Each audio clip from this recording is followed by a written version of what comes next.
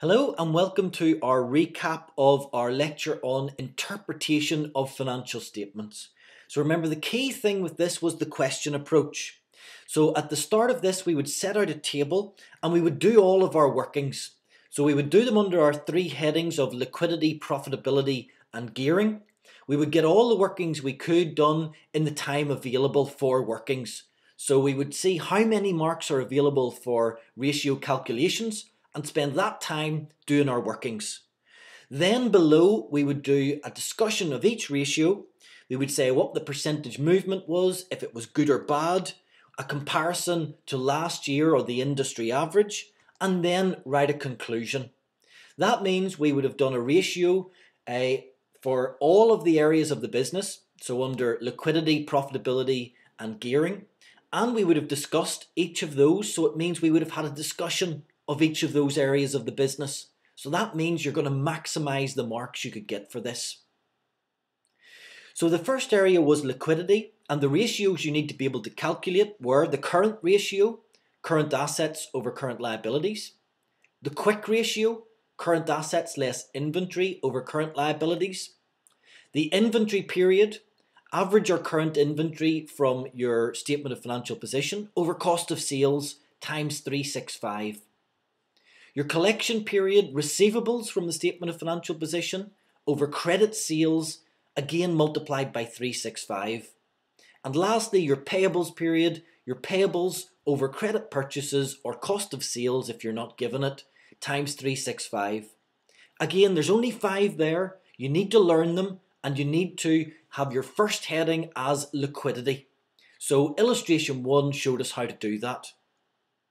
We then moved on to profitability. For profitability, we started off with our return on capital employed. Remember that capital employed could be done in 3 different ways: equity plus long-term liabilities, non-current assets plus net current assets, or total assets less current liabilities.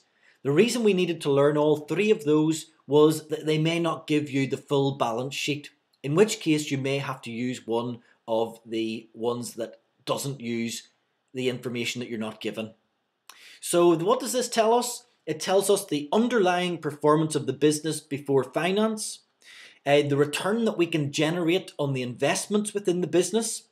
Remember, gearing is irrelevant to return on capital employed because it's using profit before interest and tax. And it's before tax, which means we can compare across tax regimes. We did that then for illustration 2.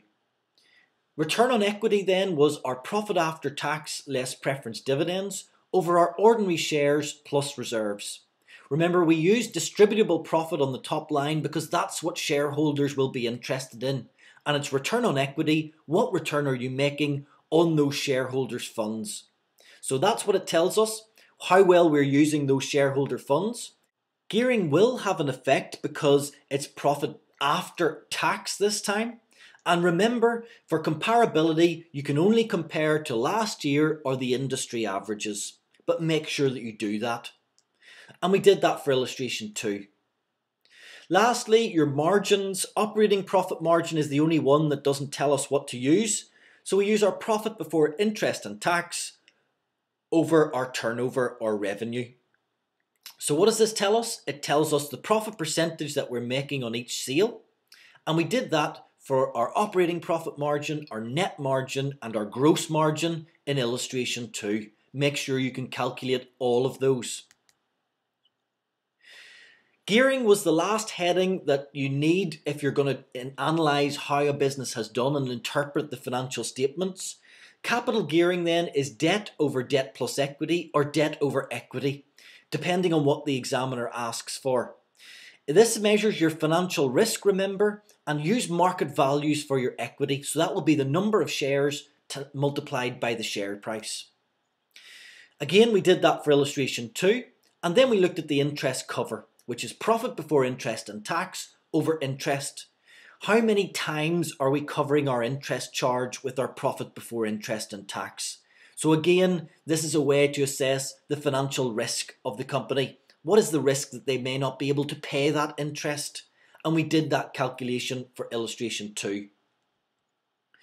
Lastly, for some extra information, you could look at some shareholder ratios. Firstly, for dividends, dividend cover looks at how many times we're covering the dividend paid, so what profit we're actually paying out. Dividend yield, well, this is the dividend per share over the share price and enables us to compare to other investments, like for example, the yield that we would get if we put the money in a bank. So we can compare that to the dividend yield, and we did that for illustration 2. Lastly, the price to earnings ratio. Remember, this is telling us the market expectation of the shares. So it uses the market value compared to current earnings.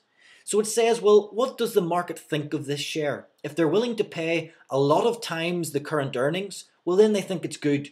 If they're not willing to pay very many times the current earnings, then they may not think that the future earning growth is there. Again, we finished that on illustration 2. Lastly, don't forget to be able to discuss the limitations of these ratios. The published accounts, remember, are prepared on a historic basis. So you're using historic information from maybe 18 months ago. And the accounts are prepared on an accruals basis. So there is a little bit in there for the accountants within the business to manipulate the profit figure. So be aware of that. So that was a recap of our lecture on interpretation of financial statements.